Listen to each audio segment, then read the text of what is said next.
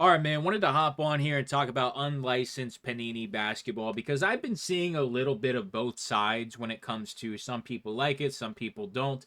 We got to be completely honest with ourselves and just admit that unlicensed basketball and unlicensed football just does not look good. I think that the people that say they like the base card designs are lying to themselves. I can completely understand looking at some of the case hits and being like, oh, these kind of look like what they already look like, and they're not too bad. Because it's true. But when it comes to base cards, they look terrible. And anybody saying they don't are lying to themselves. So we're going to take a look at some of the previews here for the Donruss and then also for Signature Series or Signature something. I can't remember the name of it, but taking a look here. So we have one of the optic previews. I think it's like one of the NIL cards. It's going to be some kind of like peacock mosaic. It's going to look good when it comes to the parallel, but the card itself, it doesn't look good. It just doesn't look good. It's just a name. There's nothing else on the card.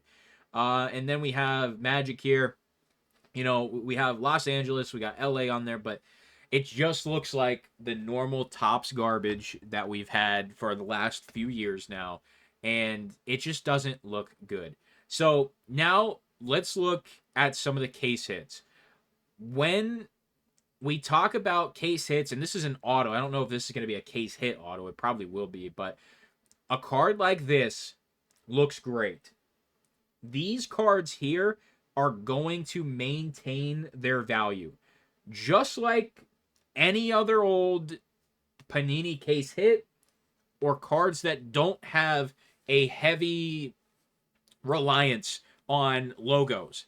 You are going to see those cards still succeed. And there were certain Topps cards that held their value because they weren't nearly as logo dependent as some of the other ones. But if you look at prices, let's just take, let's do 2024-25 Topps Chrome Sapphire basketball. Like a green Sapphire to 99 Tatum probably is $3. That doesn't make sense. You know what I mean? Looking here at the Pen Pals, this doesn't look terrible. It's not quite there. There's also apparently potentially an issue where Panini doesn't have the Nike licensing. So we don't know what's going to actually happen with these products. But apparently they don't actually have the license to use Nike, allegedly. A card like this doesn't look horrendous, but we're going to have to see it in person. But it has potential. Elite Series, these look terrible. All right, let's just call it how it is. They don't look good. The downtown looks good. All right, it does look really, really clean. It looks like a normal downtown. And I honestly don't know if they used to put the city here. But at the end of the day, when the card is called downtown, this is a better look anyway. If it had Grizzlies here instead of Memphis, I'm gonna be honest. I think this saying Memphis actually makes this card more valuable in this case, genuinely. So when it comes to these downtowns and eventually uptown and some of these other things, I think it's gonna be fine, and I think these cards will actually keep value really well. I think the downtowns will actually won't drop at all, especially if they have angles like this where a team logo is not needed. So that's my opinion on that. This Slammy looks horrendous. This looks terrible. It's so bad. Like, it genuinely looks so bad. It's kind of insane. Night moves. There has been some night moves in the past that look absolutely gorgeous. I'm not a huge fan of this one, but it could look better in person. As for team logos, it's not that bad. So we're going to take a look at the other product now, which is called Signature Series. I believe this is the one with the one card and then like a few other things. Yeah, one autograph sealed and a one touch. So this is essentially like the archives. What is it called? Man, why can't I remember what the Topps release is called? With the just literally one card in the box, the lottery ticket boxes. I can't remember. AI right here honestly doesn't look too bad. Honestly, this Edgecomb doesn't look terrible either. The endorsement doesn't look too bad. Signature Pride doesn't look too bad. All right, so they actually, this is the first time I've looked at these cards. These actually aren't terrible. A little NIL action, which it seems like they have the licensing for that. And then the Kaboom. This is one that I did see. As of right now, if there is already on Modern Kabooms, I haven't looked. If Modern Kabooms already don't have any team name or anything on them already, I think this is fine. And just like the downtowns, I think they're going to maintain value. Now, there are going to be some players that look like shit, but Panini is going to be relying on these side angles like crazy. Maybe this doesn't look great, but at the same time, it looks like a normal Kaboom to me. So case hits, unfortunately, won't suffer.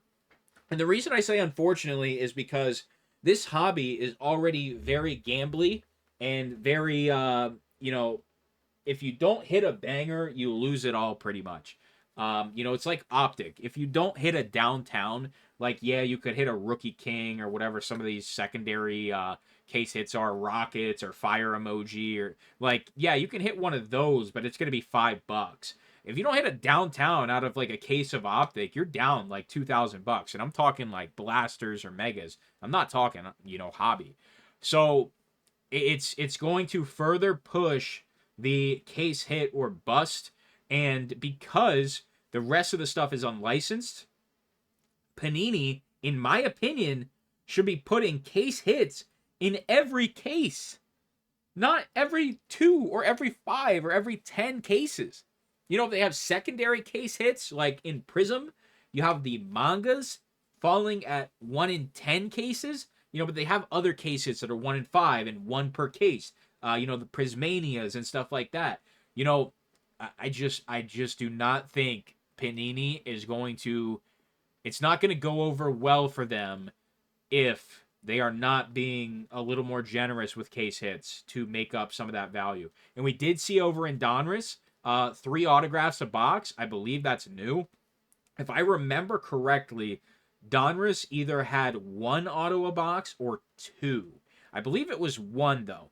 So that helps as well, but it depends on who they have signing, and if there's any real stars in the NIL that are going to command good value or not. So that's my thoughts on unlicensed basketball. I absolutely hate it. I do think some of the cards look all right, but overall, I'm not going to be touching Panini at all. I won't touch it. I will say, full transparency, when Panini Prism football comes along and it's unlicensed, I think we're pretty far away from that. But once that comes along, that is the staple product for Prism, like for the rookie class. When you take away the licensing, I genuinely think we could see a real collapse in the football market, because yeah, we're going to see Topps flagship football come around, but what is Topps? Is Topps really going to rely on Topps Chrome football to carry the product and to carry the rookie class? I don't know. I simply don't know. And I'd have to look at how Cooper Flag stuff is doing. But it is a very interesting thing to think about.